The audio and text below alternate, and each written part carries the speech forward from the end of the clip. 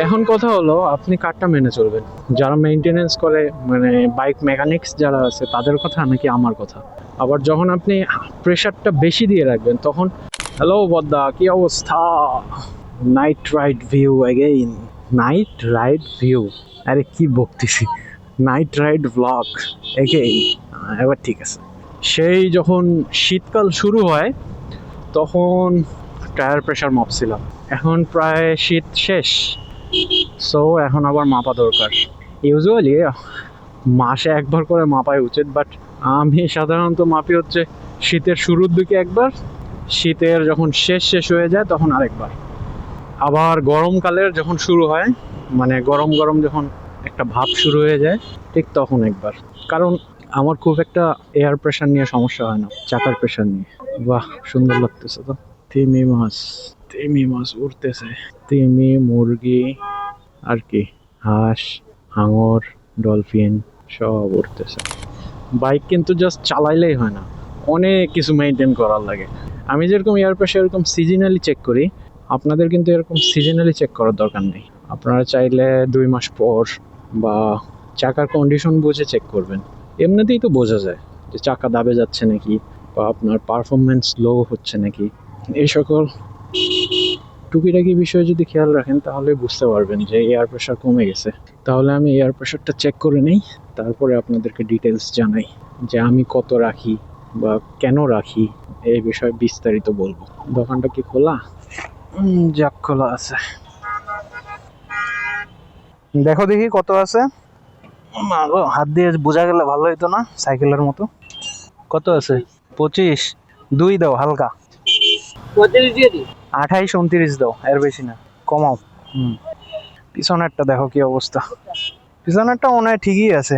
তাও দেখো পিছনে দেই তোমার 34 35, তোমার মিটারে কিছু দেখাই পাই না, কি বেশি আছে? 35। কি বেশি ছিল নাকি আরো? কম ছিল? কত ছিল? ও সবই তো খালি দেখি চাপতেছো, কি যে চাপো তা তো বুঝি না।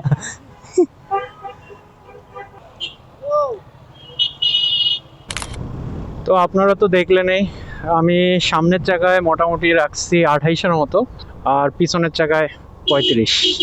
কোম্পানি রিকমেন্ড করে 25, মানে সামনের চাকাটা 25 থেকে শুরু করে 29 এর মধ্যেই রাখবেন, কোম্পানি রিকমেন্ডেড। বাট আপনি যখন দোকানে যাবেন এয়ার প্রেশার দিতে, দোকানের ছেলেপেলেরা সবসময় দেখবেন বলবে যে 35 করে দিই। আর পিছনের চাকার হলো আমি দিছি 35 মানে 35, কিন্তু আপনি যদি দোকানদারের কথা মতো দেন ওরা মিনিমাম 45 দিবে, মিনিমাম। এটা কিন্তু কোনো ভংচং আলাপ না, এটা একদম আমার এক্সপিরিয়েন্স থেকেই বলতেছি। এখন কথা হলো আপনি কারটা মেনে চলবেন, যারা মেইনটেনেন্স করে মানে বাইক মেকানিক্স যারা আছে তাদের কথা নাকি আমার কথা, এটা 100% আপনার উপর নির্ভর করছে, আপনি কারটা মেনে চলবেন। কিন্তু আমি জাস্ট আপনাকে এটাই বলতে পারি যে আমি কেন এই প্রেশার রাখি, আমার তো নিশ্চয়ই কোনো কারণ আছে। কি মামা, হর্ন শোনাই পাও না? হর্ন শোনা যায় না না?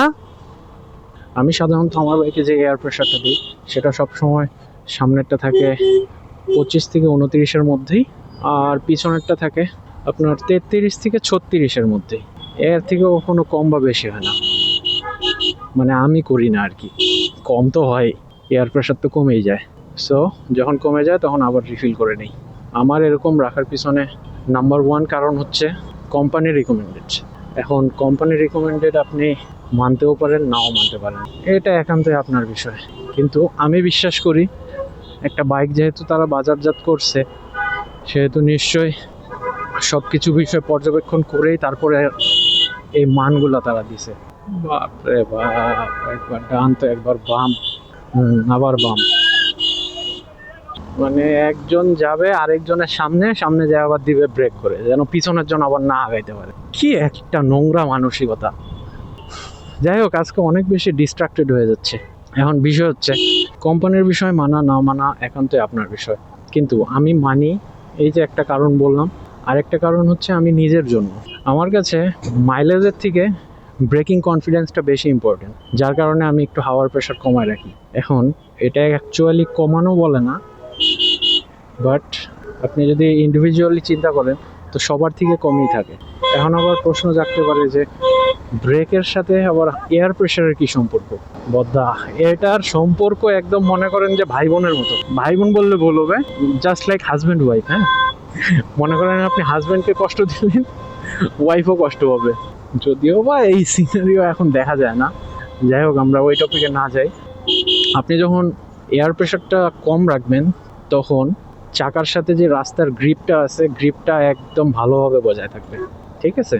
আবার যখন আপনি প্রেশারটা বেশি দিয়ে রাখবেন তখন চাকার সারফেস যে এরিয়াটা আছে ওটা অনেক কম পরিমাণে রাস্তার সাথে সংযুক্ত হয়ে থাকবে, যার কারণে আপনি যখন ব্রেক করবেন আপনার বাইক বা আপনার গাড়ি স্লিপ করার প্রবণতা অনেক বেশি থাকবে। এরে ভাই, এত হর্ন দেয় পাগলের বাচ্চা, যা তুই যা। তো এই হলো বিষয়। হ্যাঁ, আমি সাধারণত কম রাখি এই কারণেই, কারণ আমার কাছে আমার বাইকের ব্রেকিংটা বেশি ইম্পর্টেন্ট। এমার্জেন্সি সিচুয়েশন কখন আসবে, কখন আমাকে হার্ড ব্রেক করার লাগবে সেটা তো আর আমি আগে থেকে জানি না। তাই আগে থেকে আমি কিছুটা প্রেশার কমই রাখি, যেন সারফেসের সাথে টায়ারের যে সম্পর্কটা আছে সেটা ঠিকভাবে বজায় থাকে। তো আমি মূলত এরকমই টায়ার প্রেশার দিয়ে সবসময় গাড়ি চালাই। এখন আপনার ইচ্ছা আপনি কীভাবে চালাবেন না চালাবেন, আমার বিষয়টা আমি আপনাদের কাছে ক্লিয়ার করলাম। ওকে, তো আজকে এই পর্যন্তই। আবার দেখা হবে নতুন কোনো ব্লগে, নতুন কোনো ভিডিওতে, নতুন কোনো টপিকে। সেই পর্যন্ত ভালো থাকেন, সুস্থ থাকেন এবং টাটা।